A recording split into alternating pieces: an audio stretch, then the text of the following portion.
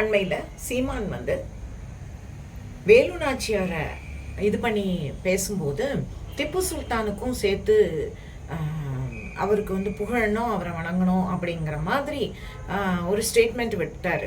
கவனிச்சிங்களா? திப்பு சுல்தான் யாருன்னு நம்மளும் மக்களுக்கு சொல்லணும் இல்லையா? அதனால நான் வந்திருக்கேன் இன்னைக்கு அதை சொல்றதுக்கு. திப்பு சுல்தான் வந்து இவ்வளவு கரிசனமா இவர் திப்பு சுல்தானை பத்தி எல்லாம் பேசுறாரே, அந்த திப்பு சுல்தான் பாரத நாட்டில் பிறந்தவரானா இல்லை. இவர் வந்து நிறைய பேர் என்ன நினைப்பாங்கன்னா, நான் இப்படி கேட்டோடனே அவர் முகலாயர் தானே அப்படின்னு கேட்பாங்க. இல்லை, அதுவும் இல்லை.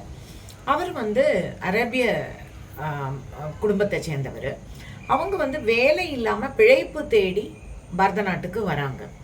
அவங்க அப்பா பேர் வந்து ஹைதர் அலி, அது உங்களுக்கு தெரிஞ்சிருக்கும். அம்மா பேர் வந்து ஃபாத்திமா ஃபக்ருன்னீசா. இவர் வந்து அவங்க அப்பா வந்து இங்கே வந்து இது பண்ணுறாங்க.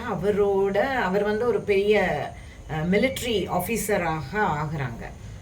அப்போ அவங்க எங்கே வராங்க அப்படின்னா, இவங்க வந்து குரேஷி ட்ரைபுன்னு சொல்கிறாங்க. இவங்க நிறைய ஏமான், பக்தாத் அப்படின்னு எல்லாம் சொல்லி நிறைய இடம் சுற்றிட்டு கடைசியாக ஹைதராபாத்துக்கும் குல்பர்காவுக்கும் நடுவில் வந்து செட்டில் ஆகுறாங்க.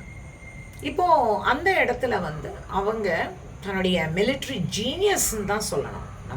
நான் வந்து எதுவும் ஒருத்தங்களை வந்து அவங்களோட கொள்கை தப்பாக இருக்கலாம், ஆனால் அதுக்காக வேண்டி அவங்களுக்கு இருக்கிற ஒரு விஷயத்த வந்து நம்ம மறைச்சு பேச வேண்டிய அவசியம் இல்லை. அவங்கள இது பண்ணவும் அவசியம் இல்லை, தப்பாக சொல்லவும் அவசியம் இல்லை. அவங்களுக்கு மிலிட்ரி ஜீனியஸ். ஆனால் படிப்பறிவு எதுவும் இல்லை, but he was indeed military genius. அதை நம்ம ஒத்துட்டு தான் ஆகணும். அந்த மாதிரி இருக்கிறதுனால அவர் வந்து 1761 ஒரு மகாராஜாவோட இதில் மைசூர் மகாராஜாட்ட ஒரு சர்வாதிகாரி அப்படிங்கிற ஒரு போஸ்டிங் அவருக்கு கொடுக்கப்படுது. அதில் நியமிக்கப்படுறார் மகாராஜாவினால. இப்போ நம்மளுமே நிறைய நினைக்கிறோம் இல்லையா, நம்ம வந்து என்னெல்லாமோ சொல்கிறாங்களே, இந்தியாலாம் அந்த மாதிரி நாடு, இந்த மாதிரி நாடு, செக்யுலர் நாடு, எல்லாம் சரிதான். ஒருத்தங்களுக்கு நம்ம வந்து கொஞ்சம் இடம் கொடுக்குறோம் அப்படின்னாக்கா நம்ம ரொம்ப காஷியஸாக இருக்கணும்ல எல்லா விஷயத்துலையுமே. அப்படி இல்லை அன்னைக்கு மகாராஜான்னு தான் நான் நினைக்கிறேன். ஒருவேளை அதோடைய இதுவா என்னன்னு எனக்கு சரியாக சொல்ல தெரில. ஆனால் மகாராஜா வந்து ஒரு காலகட்டத்தில் அவருக்கு ரொம்ப உடம்பு முடியாமல் போயிட்டு, இவரை நியமித்து அந்த மகாராஜா இறக்கும் போது அவருக்கு 3 பசங்க இருந்தாங்க. 3 பேருமே ஆண் குழந்தைங்க. அவங்க எல்லாருமே மைனராட்டு இருந்தாங்க. அப்போ என்ன பண்ணுறாரு இவர், முதல் 2 குழந்தைங்கன்னு நினைக்கிறேன், அவங்கள வந்து அவங்க கொல்லப்பட்டாங்க, விஷம் வச்சு கொல்லப்பட்டாங்க. அந்த அவர் 3வது ஆள் பையன் வந்து மகாராஜாவா ஆகிறாரு. ஆனால் இந்த ஆள் வந்து இந்த சர்வாதிகாரி அப்படிங்கிறதுல அவருடைய பவரை ஃபுல்லாக தன்னுடைய கண்ட்ரோலில் எல்லாத்தையுமே அவர் கொண்டு வந்துட்டார் அப்போவே.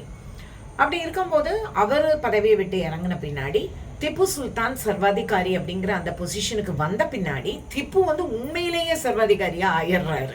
அப்படிதான் ஹிஸ்ட்ரி சொல்லுது, நிஜமான ஹிஸ்ட்ரி அப்படிதான் சொல்லுது. இப்போ அப்பாவுக்கு அப்புறம் அந்த பொசிஷனுக்கு வந்த திப்புவுக்கு ஹைதராபாத் நிசாமோட ஒரு ஆதரவு கிடைக்குது. அப்போ அவர் வந்து அங்கேருந்து பெரும் பரிசு பொருட்கள் எல்லாம் வருது, ரொம்ப பெரிய ஆதரவு கிடைக்குது. அப்போ திப்புவுக்கு வந்து இன்னும் கொஞ்சம் தைரியம் வந்தாச்சு. அப்போ ஹிந்துக்களுடைய இது வந்து ரொம்ப குறைஞ்சு போயிடுது, பவர் குறைஞ்சு போயிடுது. எப்படி சொல்றது, பரம்பரையை ஆண்டுட்டு வந்த மகாராஜாக்கள், ஹிந்து மகாராஜாக்கள், அவங்கள வந்து இவர் என்ன பண்ணிட்டாரு, தூக்கி அடிச்சிட்டார், செல்வங்களை எல்லாம் பறிச்சுக்கிட்டார். ஒரிஜினலா ஊர்களுக்கு ஹிந்து பெயர்கள் இருந்த இடத்துல இவர் இஸ்லாமிய பெயரை கொண்டு வர்றாரு. இந்த ஆள் அது கொண்டு வந்தது மாத்திரம் இல்லை, இஸ்லாமியர்களுக்கு வந்து நிறைய அளவில் அவங்களுக்கு நிறைய நல்ல காரியங்கள் செய்து மத மாற்றத்துக்கும் இவர் வந்து ரொம்ப துணை போனான். இந்த ஆள் இஸ்லாமிய சட்டமே உயர்ந்த சட்டம் அப்படின்னு அவன் நம்புனா அதை அவன் செயல்படுத்தவும் ஆரம்பிச்சான்.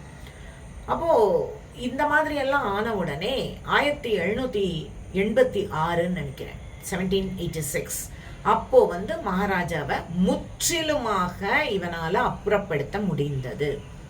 அது முடிஞ்ச உடனே குடாடாட் அப்படின்னு சொல்றாங்க, KHUDADAD, குடாடாட் அப்படின்னு அந்த அரச இவன் நிறுவன பின்னாடி இவனுக்கு எந்த அரசாங்கம் வந்து இந்த ஹைதராபாத் நிசாம் தானே இவனுக்கு எல்லாம் ஆதரவெல்லாம் கொடுத்து பரிசு பொருட்கள்லாம் கொடுத்தாங்க. அவங்களையும் இவன் நிராகரிச்சிட்டான்.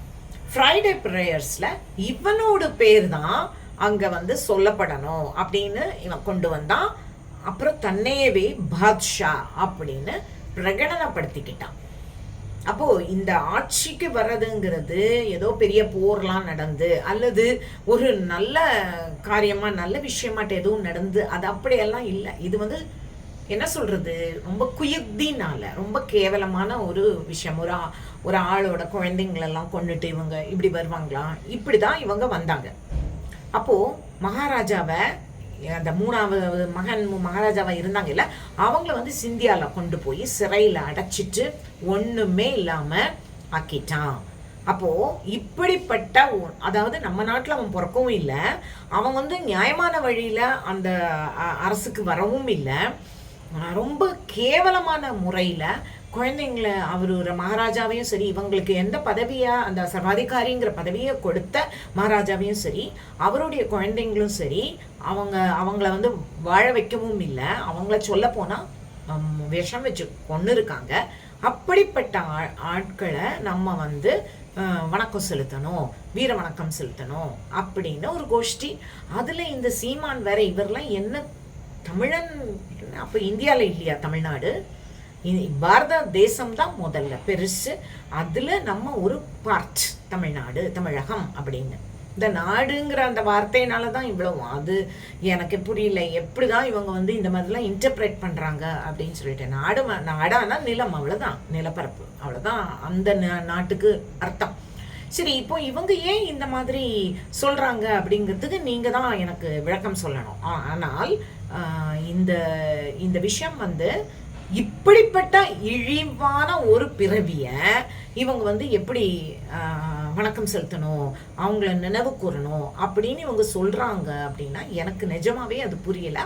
நீங்களும் அதை பத்தி யோசிங்க. நன்றி.